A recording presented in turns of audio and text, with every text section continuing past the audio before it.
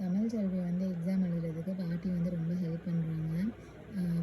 Exam எழுத கிளம்பும்போது சேதோட அப்பா அவரே வந்து பாட்டியை ட்ராப் பண்ணுறேன், ஹாஸ்பிட்டல் கூப்பிட்டு போகிறேன்னு சொல்லி ஒரு ஷாக் கொடுத்துட்டாரு. பட் இருந்தாலும்